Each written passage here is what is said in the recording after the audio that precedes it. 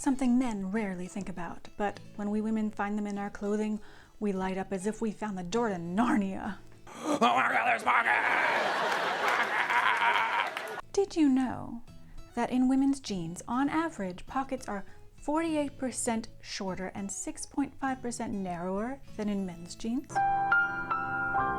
Today, 2020 Kendall will take you on a 18th century pocket-making journey that will last approximately 5 to 10 minutes.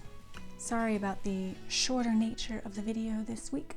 Pockets really didn't take as much time to make as any other part of this outfit, so I didn't think you wanted me to stretch the video out any longer than necessary. Although I am stretching it out a little longer than necessary with this intro, aren't I? Sorry.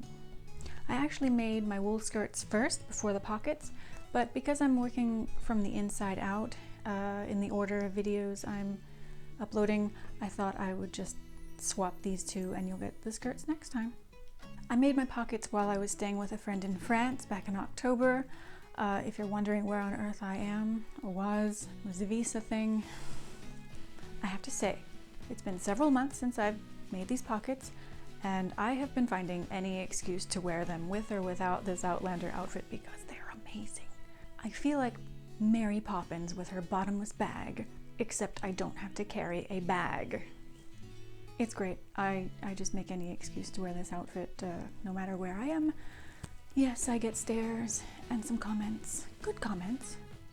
Probably good stares. I kind of avoid eye contact.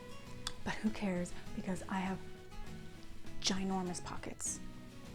Anyway, I could go on about my pockets, but I won't. I will end the intro now and let us get on with the pocket making process, and I'll show you the finished product at the end.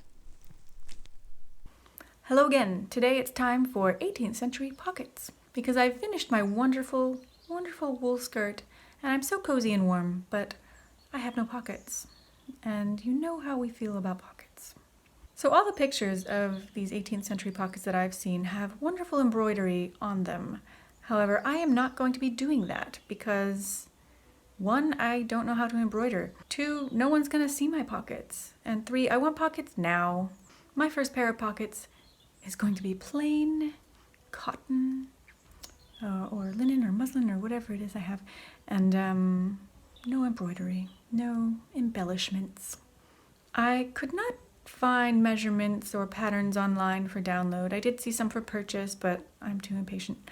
And they were coming from America. So I have drawn this as my pocket pattern. I hope it's big enough.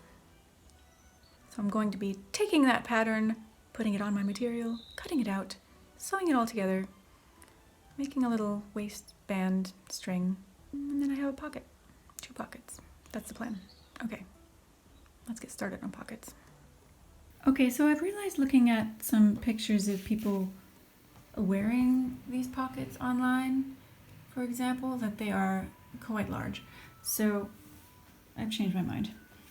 I'm going to make mine 18 inches long and I guess about that wide. Yeah, never mind that anymore. We're winging it. Okay, please excuse that weird squealing in the background. That's a washing machine or dishwashing machine or something. It's not my house. Anyway, I have cut out 4 pieces of this tree wool, or cotton, as you might know it. Baumwolle in German, not Dutch, which made no sense when I'm shopping in Holland. Tree wool. Next, I have to cut down here for my hand hole to make it a pocket. Ooh, or only in 2 of them, not all 4. That would be weird and not helpful at all. All right, so I am making a little, I don't know what it's called, little cozy holder for the pocket there that I'm, oh dear, it's Netflix time. I'm sorry, I have to go. Okay, so I've done 1 pocket hand hole here, and I just have to do the same thing to the other one. And then the step after that is to sew the front to the back. Alright, so I've stitched both of them together. That's inside out, this is right side out, and I'm going to attempt something, just a little bit of embroidery to instead of just a boring little line, I'm going to try a little embroidery thing and see how that turns out. And if it sucks, I'll just undo it and do a straight line. But I thought maybe a little bit of color might be nice. Okay, so I looked up a little stitch I thought I could do. It's a feather stitch. Just doing it with some cotton thread I've got. And yeah, just making it a little prettier. I'm not regretting it yet, but I do have a long way to go. And another pocket. All right, one pocket basically finished. Check that out. I'm pretty proud of myself. Got that done. Now, I should have timed how long that took because now I need to do the second pocket. And then attach them, and then be happy. And I managed to finish the second one today. Ha ha ha. Took a couple hours. But now, time to attach them after a break.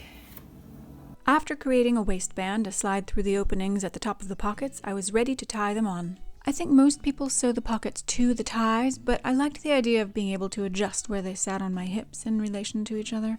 I'm very pleased with how they turned out. I think I could be a professional pocket maker. Think there's a future in that? I'm really glad I learned about these pockets. Everything I've learned this year will greatly enhance future creations in their practicality and historical accuracy. Last time I made a dress inspired by the show Versailles, I was in such a rush. Not only did I make it with a zipper in the back, No, don't like that. but I sewed in pockets to the underskirt before I knew better. But these magical things are my two new best friends. I mean, look at how useful it is to have two giant pockets. You can carry your keys, and your phone, and another phone, your credit cards, and ID, some reading material, and something else just in case you want options. Sunglasses for the sunny days. Cigarettes if you smoke. Lipstick. All of them. Decide later. Another purse for even more storage space. It's kind of like how you pack a suitcase inside a suitcase, so you can bring home more things. Of course, your fountain pen and your ink blotter. Perhaps some ink as well. Always carry a writing utensil. A bottle of water to stay hydrated. A crystal ball to tell you that you'll want a bottle of wine for later. Enough joking around, I don't carry that many things in my pockets, but the pockets were super easy, at least without embroidery. Maybe in the future I'll try something like this, or this, a traveling pocket with this hard-to-pick pocket pouch at the bottom. So many options. But for now, these simple little pockets will do quite well. So see you next week with something new.